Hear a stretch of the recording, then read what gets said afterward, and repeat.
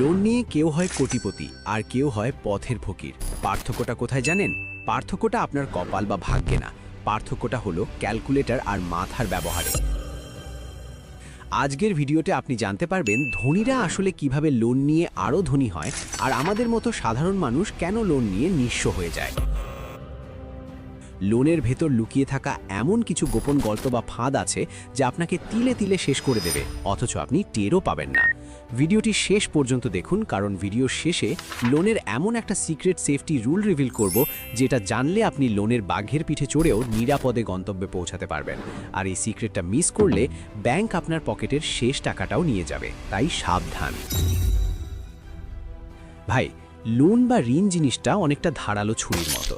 এটা দিয়ে একজন ডাক্তার অপারেশন করে মানুষের জীবন বাঁচায়, আবার একজন ডাকাত মানুষের জীবন নেয়। সমস্যা ছুরির না, সমস্যা হলো ওটা কার হাতে আছে আর কিভাবে ব্যবহার হচ্ছে।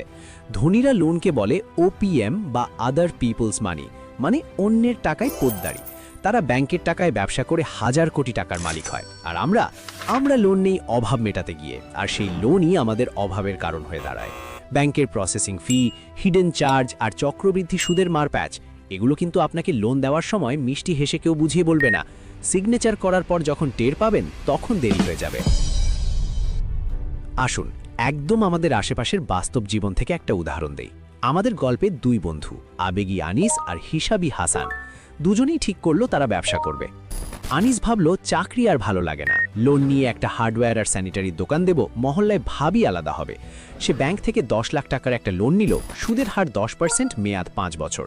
টাকা হাতে পেয়েই আনিস ভাবলো দোকানটা এমন চাকচিক্যময় করতে হবে যেন কাস্টমার দূর থেকে দেখেই দৌড়ে চলে আসে। সে 10 লাখ টাকার মধ্যে 4 লাখ টাকা খরচ করলো দোকানের ডেকোরেশন, ফলস সিলিং, দামি লাইট আর নিজের বসার জন্য একটা রাজকীয় চেয়ার কিনতে।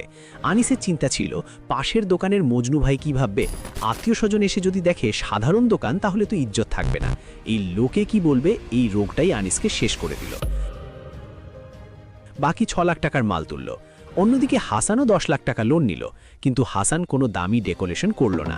সে বলল দোকান সুন্দর দিয়ে কি ধুয়ে পানি খাবো, আমার দরকার মাল। সে সাধারণ র্যাক বানিয়ে 8 লাখ টাকার মাল বা ইনভেন্টরি কিনল। তাছাড়া বেশি মাল কেনার কারণে হাসান মহাজনের কাছ থেকে পাইকারি দরে ডিসকাউন্টও পেল, মানে লোন নেওয়ার শুরুতেই সে লাভের খাতায় নাম লেখালো। ব্যবসার নিয়মই হলো কেনায় লাভ করতে না পারলে বেচায় লাভ করা কঠিন।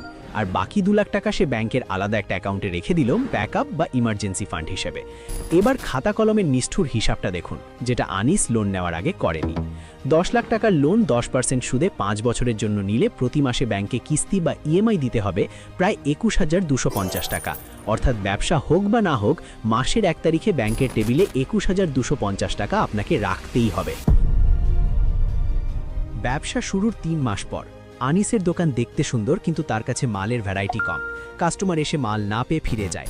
হার্ডওয়্যার ব্যবসায় লাভ যদি 10 থেকে 15% হয়, তাহলে 21,250 টাকা কিস্তি শোধ করতে আনিসকে মাসে অন্তত 2 লাখ টাকার বেশি সেল করতে হবে। এর সাথে আছে দোকান ভাড়া 10,000, বিদ্যুৎ বিল 2,000, কর্মচারীর বেতন। সব মিলিয়ে মাসে তাকে অন্তত 3 থেকে 4 লাখ টাকার মাল বিক্রি করতে হবে শুধু টিকে থাকার জন্য। নতুন ব্যবসায় এত সেল কি এত সোজা? চিন্তা করুন, একে তো নতুন ব্যবসা, উপরে জিনিসপত্রের দাম বাড়ার কারণে মানুষের হাতে টাকা কম। এই অবস্থায় মাসে ফিক্সড খরচ বের করা যে কতটা মানসিক যন্ত্রণার, সেটা যার ঘাড়ে কিস্তি আছে শুধু সেই বোঝে। আনিস এখন কি করবে? মাস শেষে কিস্তির টাকা নেই, ব্যাংকের অফিসার ফোন দিচ্ছে। এই প্রেসারে পড়ে আনিস ভাবল ব্যবসা তো হচ্ছে না, শর্টকাটে টাকা কামাই। সে লোনের বাকি টাকা দিয়ে অনলাইনে জুয়া বা বেটিং অ্যাপে টাকা ঢালল, ভাবল এখান থেকে জিতে কিস্তি শোধ করবে। কিন্তু ভাই, জুয়ার অ্যাপের অ্যালগরিদম এমনভাবে সেট করা যে তারা আপনাকে কখনোই জিততে দেবে না। এই বিষয়ে আমার চ্যানেলে ডিটেল ভিডিও আছে, আই বাটনে দিয়ে দিলাম, এই ভিডিওটা শেষ করে ওটা দেখে নিন। আনিসের দশা হলো আমও গেল ছালাও গেল। সে এখন বাপের জমি বিক্রি করার জন্য দালাল খুঁজছে।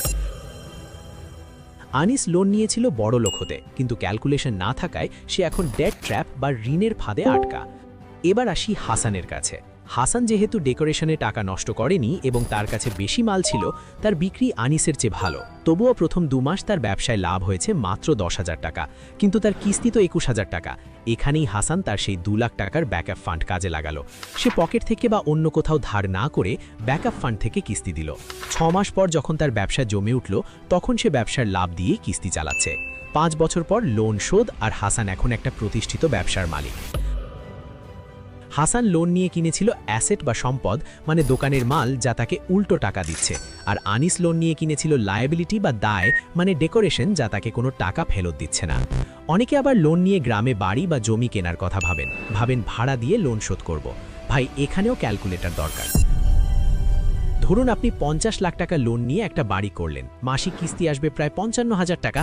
এখন প্রশ্ন হলো, আপনি যে বাড়িটা বানালেন সেটা ভাড়া দিয়ে কি মাসে 55,000 টাকা আসবে? গ্রামে বা মফস্বলে 20,000 টাকা ভাড়া পেতেই ঘাম ঝরবে, বাকি 35,000 টাকা আপনাকে প্রতি মাসে নিজের পকেট থেকে দিতে হবে। যদি আপনার সেই সামর্থ্য না থাকে, তবে লোন নিয়ে বাড়ি করা মানে হলো স্বেচ্ছায় নিজের পায়ে শিকল পরানো। মনে রাখবেন, রড সিমেন্টের দাম কিন্তু দিন দিন বাড়ছে। বাড়ি বানালে সেটা পুরনো হয় আর মেইনটেনেন্স খরচ বাড়ে, কিন্তু জমি কিনলে সেটার দাম সাধারণত বাড়ে। তাই লোনের টাকা কোথায় ঢালছেন সেটা আবেগের চশমা খুলে দেখুন। ধনীরা লোন নেওয়ার আগে একটা সহজ সূত্র ব্যবহার করে, ROI is greater than bank interest rate. সহজ বাংলায়, ব্যাংক আপনার কাছে 10 টাকা সুদ চায়, আপনি সেই টাকা খাটিয়ে যদি 15 টাকা লাভ করতে পারেন তবেই লোন নিন। 5 টাকা আপনার পকেটে থাকবে, 10 টাকা ব্যাংক নিয়ে যাবে। আর যদি আপনি টাকা খাটিয়ে 8 টাকা আয় করেন, তবে লোন নেওয়া মানে নিজের পায়ে কুড়াল মারা। এবার সেই গোপন সিক্রেটটা রিভিল করার সময় এসেছে, যেটা ভিডিওর শুরুতে বলেছিলাম। লোন নিয়ে সেফ থাকার গোল্ডেন রুলটা হলো দ্য 30% রুল অফ সেফটি। আপনি লোন নিয়ে যত বড় ব্যবসায়ী করেন না কেন, আপনার মাসিক কিস্তির পরিমাণ যেন কখনোই আপনার ব্যবসার মাসিক নিট লাভের 30%-এর বেশি না হয়। উদাহরণ, যদি আপনার ব্যবসায় সব খরচ বাদ দিয়ে মাসে 1 লাখ টাকা লাভ থাকে, তবে আপনার কিস্তি কোনোভাবেই 30,000 টাকার বেশি হওয়া যাবে না। যদি এর বেশি হয়, তবে যে কোনো ছোটোখাটো বিপদ, অসুস্থতা বা ব্যবসায় মন্দা এলেই আপনি দেউলিয়া হয়ে যাবেন। ব্যাংক ম্যানেজাররা এই রুল জানে, কিন্তু আপনাকে বলবে না, কারণ তারা চায় আপনি বেশি লোন নিন আর সুদ গোনেন। লোন কোনো ভিলেন না যদি আপনার হাতে ক্যালকুলেটর থাকে, আর লোন জমদূত যদি আপনি আনিসের মতো আবেগের বশে চলেন। নিজের সামর্থ্য বুঝুন, মার্কেট রিসার্চ করুন, তারপর ব্যাংকে যান। মনে রাখবেন, ব্যাংকের কলম দিয়ে সাইন করার আগে আপনি রাজা, সাইন করার পর আপনি তাদের শর্তের গোলাম। এখন আপনাদের পালা। আমি কনফিউজ যে পরের ভিডিওটা কোন টপিকে বানাবো। আমার মাথায় দুটো মারাত্মক টপিক ঘুরছে, আপনারা যেটা বেশি ভোট দেবেন সেটাই আসবে। অপশন 1, লোন অ্যাপের ভণ্ডামি। প্লে স্টোরের লোন অ্যাপগুলো কিভাবে মিষ্টি কথায় লোন দিয়ে পরে আপনার কন্ট্যাক্ট লিস্ট হ্যাক করে, ব্ল্যাকমেল করে এবং জীবন অতিষ্ঠ করে তোলে, তার পুরো নারী নক্ষত্র ফাঁস দেখতে চান? নাকি অপশন 2, শূন্য পুঁজিতে ইনকাম। স্টুডেন্ট বা চাকরিজীবীরা পড়াশোনা বা কাজের পাশাপাশি জিরো ইনভেস্টমেন্টে কিভাবে রিয়েল সাইড ইনকাম দাঁড় করাবেন তার কিছু জেনুইন আইডিয়া চান? কোনটা চাই, অপশন 1 নাকি 2? জলদি কমেন্টে লিখে জানান। আর হ্যাঁ, আমরা আপনাকে সাবস্ক্রাইব করার জন্য বলবো না, শুধু অনুরোধ রইল, সময় পেলে আমাদের চ্যানেলটি একবার ঘুরে আসবেন।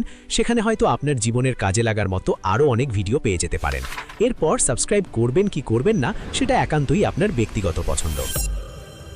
দেখা হচ্ছে পরের ভিডিওতে, ততক্ষণ পর্যন্ত হিসাব করে চলুন, ভালো থাকুন, আল্লাহ হাফেজ।